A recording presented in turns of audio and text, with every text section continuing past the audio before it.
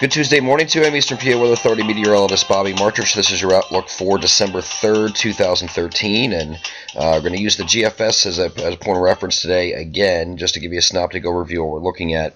And we're going to use this to a point. After that, it starts getting a little hairy at the end here, and I'll show you what I mean in a minute. And if excuse me a little bit, I have a cold today, so not my best day for doing a video here. But we do have, this is actually looking at Tuesday afternoon. We're going to have skies after a cloudy start, should start to brighten as we head towards the afternoon hours, and we should be end up partly cloudy towards the end of the day.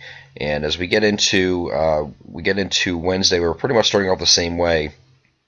May have an increase in clouds late in the day here, and there's going to be a warm front that's going to be pushing through overnight, and you can't really see that very well, but there's a little bit of precipitation that's shooting out across central PA here as the warm front's pushing through, and this is the low pressure that is attached to up here up in the Great Lakes. Not particularly strong.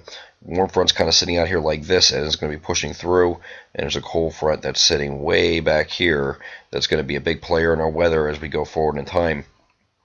This is going to continue off to the northeast, and the warm front's going to push through here, and as we get into late Thursday into Friday here, we could be dealing with some precipitation moving in probably late Thursday or Thursday overnight. Now we're looking at some rain moving in here, and this is Friday morning. Temperatures are going to still be on the warm side the next couple days ahead of this cold front, but then I think as this cold front moves through here, as we get into Friday evening, temperatures will begin to drop, and then this is the overnight period Friday night. GFS is still suggesting that we have a change to snow before the end here. Now, we're not talking about a lot of snow.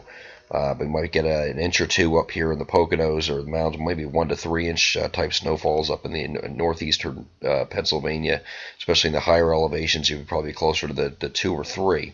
But elsewhere, we're just talking about a coating to 1 inch, and that would be from places like Harrisburg over to Allentown, over to Sussex, New Jersey, because this front's going to move through.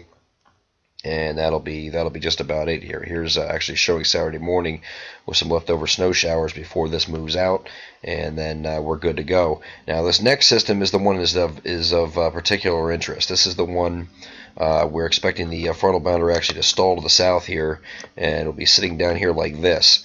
Now we had little waves of low pressure that we're expecting to ride this boundary and kind of head off to the northeast along the boundary, right along the baroclinic zone. And there's going to be a very strong high pressure sitting up here that will prevent this thing from heading up the coast here or going up the coast. So what the GFS is showing here, the most recent run overnight, is not a too probable of a solution here. It does still have some wintry precipitation getting in here late Sunday. This would be Sunday evening, it looks like, for a start time. And we're expecting us to start off with snow in most areas. That also has a strong signal here for icing, with cold air damming taking place here. Now here's the part that gets interesting.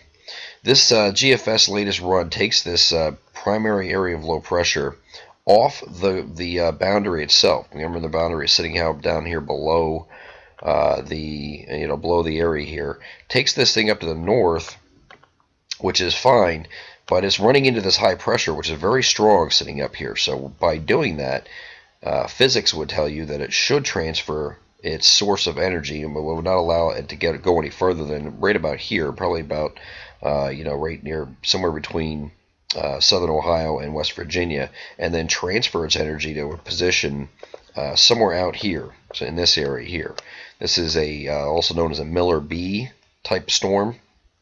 Where the primary heads up here and stops and halts because it can't go any further because you have this high sitting up here, and is then forced to transfer its energy to a secondary coastal system, and then it heads off like this. And if that happens, you would get more in the way of cold air damming and snow in this area, which is, I think, what is going to happen. So some of the older models have been suggesting that the GFS, the most recent run here, is not showing that, so you're getting limited amounts of winter precipitation, and then this all just goes over to rain as it shoots a primary right over Pittsburgh.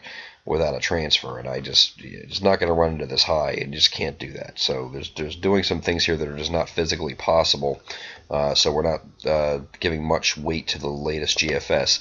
The European model and the Canadian model do have that transfer to some extent, and these are the kind of snowfall numbers that you can see from from something like that.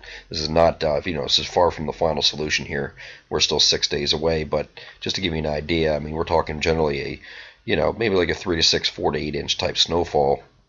And this will be mostly for areas northwest of 95, but that does not mean that areas of around I-95 and South Jersey are in the clear, because they're certainly not. This could shape up completely differently, yet we have a couple days to look at it. So continue to follow Mike's long-range outlooks, and for our premium members, the model analysis, you can take a look at the My Pocket Meteorologist Premium Program.